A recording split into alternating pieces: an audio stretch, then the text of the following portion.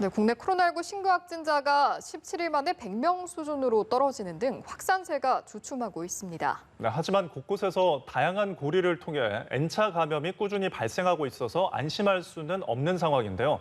보도국 연결해 밤사이 코로나19 현황 알아보겠습니다. 신현정 기자. 네, 밤사이 추가 확진자 발생 소식부터 전해드리겠습니다. 대전에서는 총 6명이 추가로 확진 판정을 받았습니다. 우선 순복음 대전 우리 교회에서는 20번째 확진자가 나왔는데요. 대덕구에 거주하는 50대 여성으로 교회 신도와 접촉한 뒤 자가격리 중이었습니다. 동구 인동 실내체육관 배드민턴장에서도 확진자와 접촉한 50대 여성이 감염돼 관련 확진자가 10명으로 늘었습니다. 유성구 유성온천 불가마 사우나에서는 기존 확진자의 접촉자인 미취학 여아가, 중구 웰빙 사우나에서는 확진된 직원을 접촉한 60대 여성이 감염됐습니다. 서울 광진구 혜민병원에서는 어제 하루 4명이 양성 판정을 받아 현재까지 총 15명의 확진자가 나왔습니다.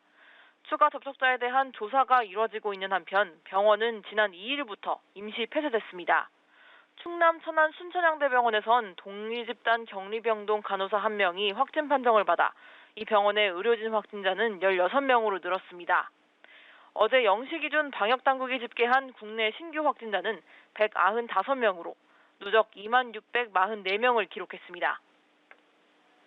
네, 수도권 지역에서 시행되고 있는 사회적 거리 두기 2.5단계 연장 여부도 오늘 결정이 된다고요?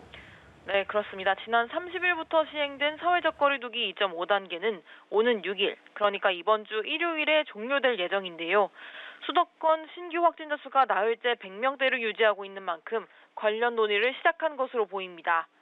권준욱 중앙방역대책본부 부본부장은 이번 주말 이후 거리두기 2.5단계의 효과가 추가될 것으로 기대한다며 코로나 재확산을 빠르게 진화하고 있는 중요한 시점이라고 평가했습니다.